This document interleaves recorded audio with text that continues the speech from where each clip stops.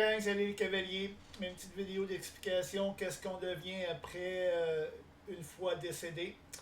Et comme vous avez lu sur les un petit peu avant, c'est selon moi, selon les questions que j'ai posées à mes guides et mes anges. Vous savez que depuis la nuit des temps, c'est noir et blanc, ange et démon, ou lumière et noirceur.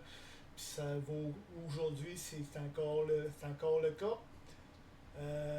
Dans les mondes des vivants, il y a du monde dans la lumière, il y a du monde dans la noirceur. Je parle comme juste un exemple des personnes normales sont dans la lumière, mais les criminels, les voleurs, tout le tralala sont dans la noirceur. Et ça va ainsi de suite une fois décédé aussi. J'ai posé une petite question à mes guides. Qu'est-ce qu'on devient après avoir décédé? Ils m'ont répondu qu'on peut être n'importe quoi. Moi, je pensais que c'était plus un échelon, étape par étape par étape. Mais ils disent qu'on peut devenir n'importe quoi. Soit qu'on peut devenir un orbe. En passant à un orbe, il y a beaucoup de médiums disent que c'est la première échelon, première étape. Une fois décédé, on devient un orbe. Mais on n'embarquera pas là-dedans. Si vous voulez que j'en parle plus pour les orbes, que c'est que les médiums pensent, vous le dites aux commentaires et je vais vous faire une petite vidéo là-dessus.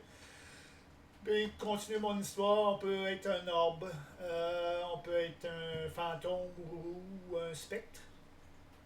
Comme vous voulez, beaucoup de monde disent qu'on est des énergies, puis c'est vrai qu'on on a beaucoup d'énergie. Je vais vous en parler un petit peu plus longtemps tantôt. Alors, on peut être une silhouette, un ombre, comme ça peut être n'importe quoi d'autre, comme vous voulez. Mais la dernière, selon moi, la dernière étape, puis mes guides m'ont pas confirmé. Selon moi, si on devient un esprit, la dernière étape, tout en évoluant. Mais aussi, il y a aussi, quand on dit un âme, on peut être un âme et tout, tout ce kit. On a des fantômes de noirceur ou des énergies de lumière ou des énergies de noirceur ou des énergies errantes. Quand que je dis des énergies errantes ou quelque chose de errant, c'est plus genre que s'il y a quelqu'un qui n'est pas conscience qu'il est décédé ou qui n'accepte pas d'être décédé. Ceux-là, mais ils peuvent pas, tant et si longtemps qu'ils n'acceptent pas ou qui n'ont pas conscience qu'ils sont décédés, ils sont pas capables d'évoluer. Ils tournent toujours sur la même routine. Ils pensent toujours qu'ils sont toujours vivants ou que ceux qui n'acceptent pas sont frustrés, puis ils entre la terre puis tout le kit pour pas. Mais une fois qu'ils ont accepté leur situation, et ils peuvent commencer à évoluer. Parce que qu'on ce soit un fantôme, un ombre ou une silhouette, que soit en lumière ou en noirceur, je vais parler plus de lumière parce que noirceur, c'est pas mon.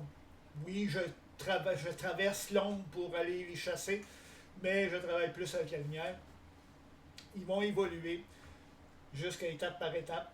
Puis une fois rendus à l'état esprit, ils vont tomber, euh, tomber comme être de lumière. Ou être de noirceur, mais être de lumière. Et j'ai posé une fois à mes guides une autre question selon eux. Euh, En étant être de lumière, ils peuvent devenir un guide spirituel. La question est, est-ce que tous les humains ont des guides? Personnellement, moi je crois que oui, mais j'ai posé la question à mes guides. Et ils m'ont répondu que c'est pas tous les humains qui ont des guides. Donc, il y a des humains qui n'ont pas de guide. Et oui, vous avez des guides de lumière et des guides de noirceur. Par contre, pour continuer mon histoire, on peut être avec des guides et le maximum de guides qu'un être humain peut avoir, selon la question que j'ai posée à mes guides, c'est 3 guides. Ils ne peuvent pas avoir plus, puis on ne peut pas avoir plus ou moins. Comme juste un exemple, comme moi, j'ai 2 guides. Je ne peux pas avoir un troisième guide à la langue ou je ne peux pas diminuer à un guide. Je reste avec 2 guides. Fait que l'évolution d'un guide, mais c'est l'évolution. Il évolue avec l'être humain qui est guide spirituel. C'est pas tous les êtres de lumière qui sont guides. Il y a des êtres de lumière qui sont là juste pour aider les guides qui sont en fonction. Et ainsi de suite. La méthode pour évoluer un esprit, un être de lumière, ça c'est selon moi. Je n'ai pas posé la question à mes guides, mais c'est ça selon moi. Et je pense royalement, c'est un grand mot, je pense sérieusement que ça serait ça. Ça serait logique. Une fois que, un exemple, j'ai mes 2 guides, une fois que je serai décédé, le cheminement, ils ont avancé. Donc, si le cheminement de mes 2 guides ont évolué, qui ont terminé, ben, ils vont peut-être devenir un ange de lumière. OK? Ou qui peuvent choisir, s'ils n'ont pas fini de l'évolution en être de lumière, ils peuvent continuer de choisir un autre guide ou rester guide être de lumière pour aider les autres guides. Excusez-moi si je bafouille. Fait que c'est pour cela. Ensuite de ça, vous savez qu'on a un ange, chaque personne a un ange gardien et chaque personne a un archange. Fait que sur ce, la manière que ça fonctionne, c'est que je reste comme moi, mon ange gardien c'est VUL et mon archange c'est Aniel. Mais je reste dans cette branche-là. Mes guides sont dans la branche de VUL et Aniel. Ils ne peuvent pas être dans une autre branche d'un autre ange gardien ou d'un autre archange. Fait que je reste dans cette branche-là. Même une fois décédé, je resterai dans cette branche-là. C'est la branche que je suis né, puis je reste dans cette branche-là. Puis comment ça fonctionne avec les anges? C'est que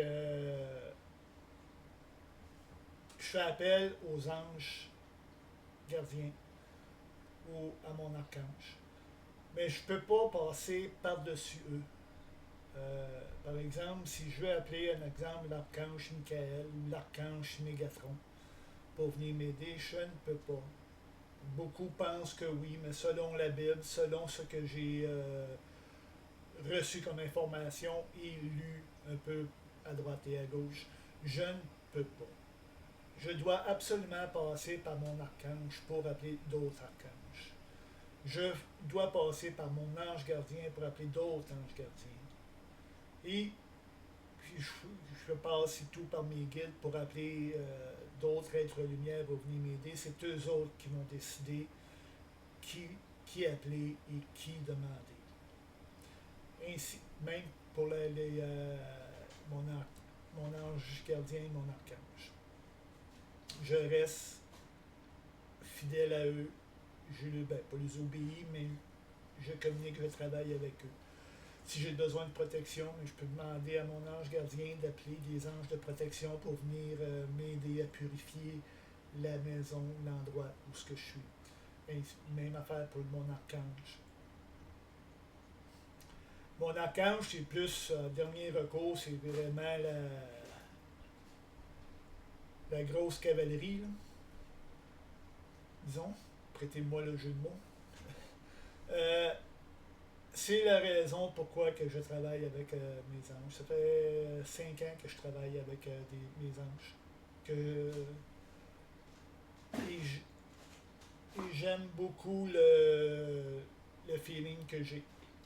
Je dois toujours écouter. J'écoute toujours, je suis toujours Louis. J'écoute toujours la sensibilisation de mes anges. Comment communiquer avec les anges, mais tout simplement parler intérieurement. Demander de faire un signe. Puis les signes, ça peut être n'importe quoi. Ça peut être une chanson anodine.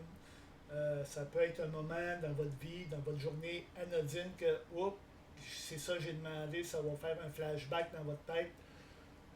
c'est ça que j'ai demandé. Ou tout simplement trouver une plume à terre. Peut-être il y en a beaucoup qui disent que c'est une signification de la communication de vos anges qui vous parlent avec les plumes de couleur. Ça ici, il y a beaucoup de significations, des plumes de couleur. Si vous voulez que je vous en parle, comme les orbes ou l'évolution une fois décédé, mais vous pouvez le marquer en commentaire, puis je vais peut-être faire une autre vidéo là-dessus, plus en profondeur, ou contactez-moi personnellement, ça ne me dérange pas. Fait que sur ça, pourquoi le nom Cavalier de l'ombre? Parce que j'aime passer incognito. Comme je vous ai dit dans ma mission, je fais pas ça pour l'argent, je fais pas ça pour la gloire. Je fais ça parce que j'aime ça, j'aime aider le monde et je veux vous aider à vous donner un endroit meilleur à vivre, une vie paisible à vous et à votre famille. Tout ça, tout au long de votre aventure, tant que longtemps que vous ne seriez pas en paix, je vais travailler avec vous, avec mes guides, puis mon archange et mon ange gardien, ainsi que vos anges et votre archange. C'est pour cela que puis, beaucoup qui m'ont dit, quand j'ai travaillé, j'ai demandé de faire une vidéo pour pas une vidéo, mais une chaîne YouTube pour vous expliquer la situation avec les anges, comment ça travaille. C'est selon moi, faites votre opinion, ça vous regarde. Mais ça, selon moi, selon la Bible des gens et selon les renseignements que j'ai reçus. J'ai dit qu'on était toutes des énergies.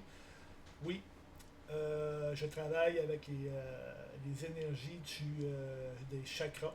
Je ne sais pas si vous connaissez ça. Mais chaque personne, on a 7 points d'énergie dans notre corps.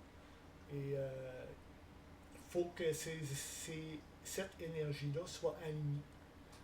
Si un d'entre eux ne sont pas alignés, mais on file pas bien, on se sent drôle. Il faut que les 7 énergies soient alignées.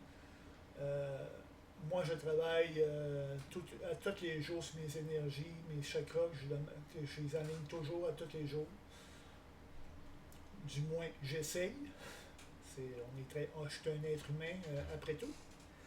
Fait qu'il y a beaucoup de monde qui me demande de les aider, puis des fois, quand je m'en vais voir quelqu'un, mais sans le vouloir, je travaille sur les énergies pour les aligner, mais des fois, c'est les personnes qui me le demandent. Fait que, sur ce, soyez vigilants, travaillez et n'ayez pas peur de communiquer avec moi.